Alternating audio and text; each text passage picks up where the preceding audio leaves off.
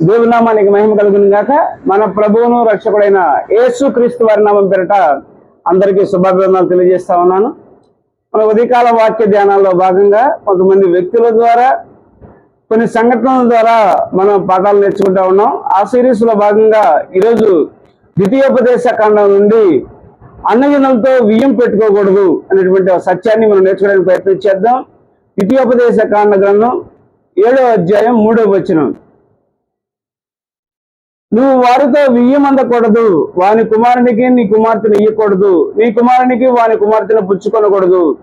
నన్ను అనుసరింపకుండా ఇతర దేవతలను పూజించినట్లు నీ కుమారుని వారు మళ్లించెదరు. దేవుని స్తోత్రం కలుగును గాక. మరి ఆ కానానికి చక్కగా ఐగుప్తు నుంచి విడుదల చేసి నడిపిస్తా ఉన్నాడు.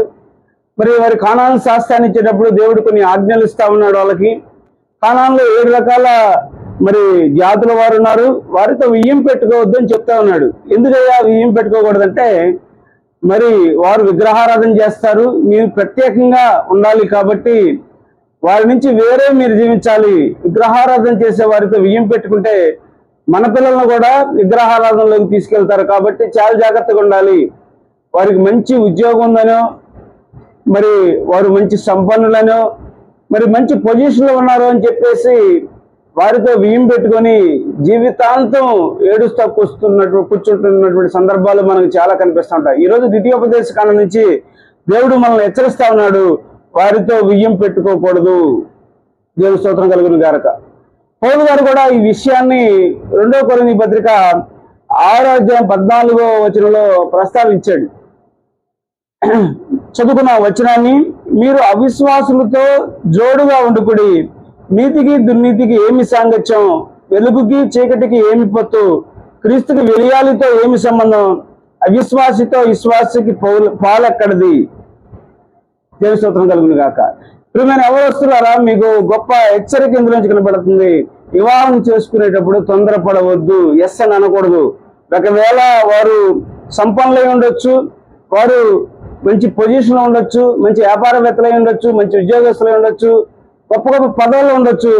మారు మనసు లేకపోతే, వారు రక్షించబడకపోతే, వారు బాప్తీసం కనుక తీసుకోకపోతే ఎట్టి పరిస్థితుల్లో వారితో వివాహానికి అంగీకరించకూడదు. అంగీకరిస్తే జీవితాంతం బాధపడాల్సి వస్తుంది.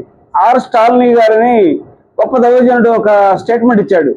చాలా మంది పరిగెత్తి పెళ్లి చేసుకొని నిదానంగా కూర్చొని ఏడుస్తారంట. మళ్ళీకోసారి చెప్తాను, చాలా మంది పరిగెత్తి పెళ్లి చేసుకొని నిదానంగా కూర్చొని ఏడుస్తారంట.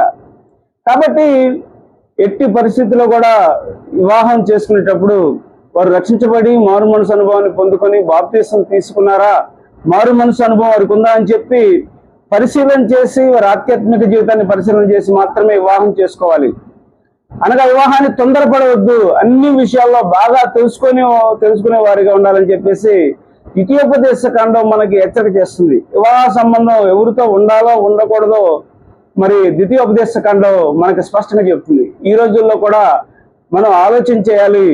మరి పాత నిబంధన సూచనగా దేవుడు ఆనాడు ఇశ్రాయేలు ప్రజలకు, మరి కానానులో ఉన్న ప్రజలకు ప్రత్యేకంగా జీవించడానికి వారి యొక్క అలవాట్లు, వారి యొక్క ఆధ్యాత్మిక ఆరాధన కానీ, వారి యొక్క భౌతిక సంబంధమైన అలవాట్లు కానీ, వారి యొక్క జీవన విధానం కానీ వీరితో మమేకమై ఉండకుండా ప్రత్యేకంగా జీవించాలి వీరని చెప్పేసి దేవుడు ఆ రోజు వారికి ఆజ్ఞలు ఇవ్వడం జరిగింది. ఆజ్ఞల్లో ప్రాముఖ్యంగా వారితో వియ్యం పెట్టుకోవద్దు, మరి వారి కుమార్తెల్ని మీరు చేసుకోవద్దు, మరి మీ కుమార్తెలను వారికి ఇవ్వకూడదు. ఒకవేళ ఇస్తే వారు మన పిల్లలను కూడా విగ్రహారాధనలో నడిపిస్తారని దేవుడు మరి స్పష్టంగా వివరిస్తా ఉన్నాడు. ఈరోజు నువ్వు నేను తెలుసుకోవాల్సింది ఏంటంటే, మంచి పొజిషన్లో ఉన్నారనో, మంచి ఉద్యోగస్తులను, మంచి సంపన్నులను మన పిల్లలు హాయిగా కూర్చొని బతుకుతారని మరి ఆలోచన చేసి ముందుకు చేసి వివాహం చేసుకొని మరి కూర్చొని ఏడుస్తూ ఉన్నారు, చాలా బాధపడతా ఉన్నారు. ఇది చాలా చాలా ఘోరమైన విషయం. అన్య జనులతో వియ్యం పెట్టుకోవడం అనేది చాలా ప్రమాదకరమైన విషయం. దీన్ని గమనించి వివాహ విషయాల్లో అన్ని తెలుసుకొని, వారి ఆధ్యాత్మిక స్థితిని తెలుసుకొని, వారి మారు మనసు అనుభవాన్ని, వారి యొక్క జీవన విధానాన్ని స్పష్టంగా తెలుసుకొని వారిని మాత్రమే వివాహాన్ని చేసుకోవాలి.